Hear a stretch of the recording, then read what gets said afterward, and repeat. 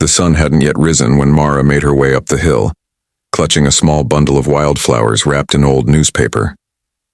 The air was damp with morning dew and her shoes were soaked from the wet grass, but she didn't care. She had made this walk every Sunday for nearly a year.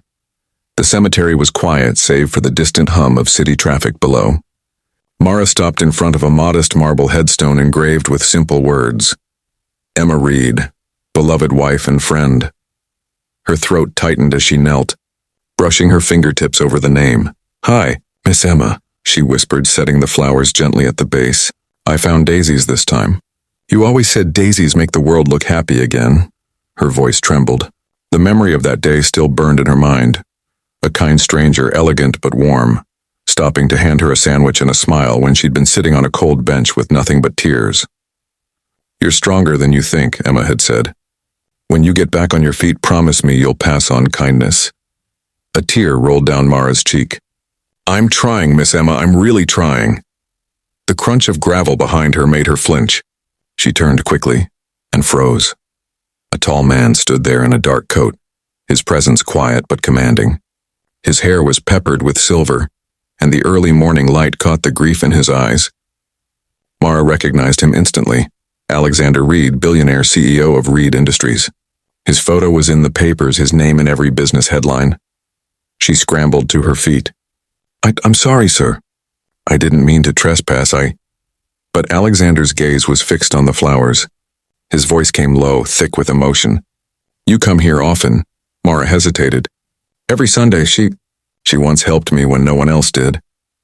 His jaw clenched slightly as he stepped closer to the grave. "You knew her?" "I only met her once," Mara admitted softly, "but she changed my life in 5 minutes." For a long moment, silence hung between them. Then Alexander's shoulders sagged, the strong facade of the powerful CEO cracking for the first time. "She changed mine too," he whispered. "She was my wife." The world seemed to still. Mara's lips parted in shock. "Your wife?" He nodded, kneeling beside the headstone. "Emma always had a heart for strangers.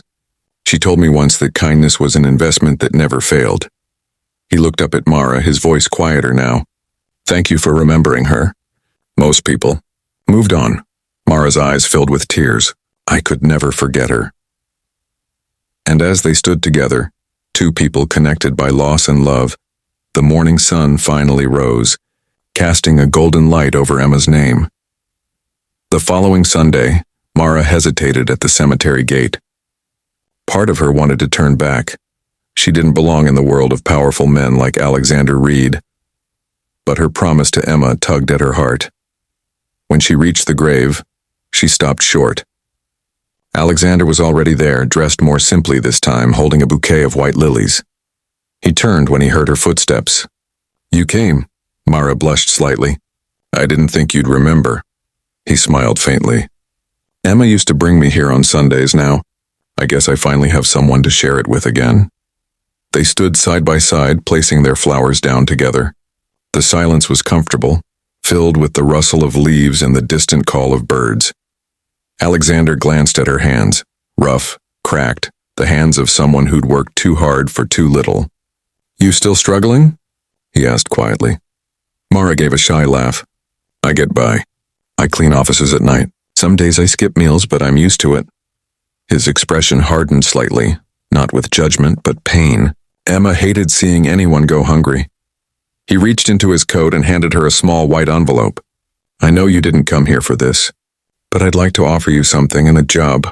Personal assistant at Reed Foundation. We help women rebuild their lives." Emma started it, and I think she'd want you to continue her work. Mara stared at him wide-eyed. "Me? But I don't have a degree.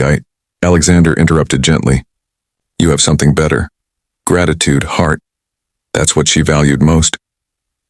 Tears welled in Mara's eyes as she looked at the grave, her voice breaking. "She's still helping people even now." Alexander nodded, his voice soft but sure. "That was her gift. And maybe now, it's ours too." They stood in silence, side by side, as the morning sun spilled over the wildflowers. Two strangers bound by one woman's kindness, starting something new where love had once ended.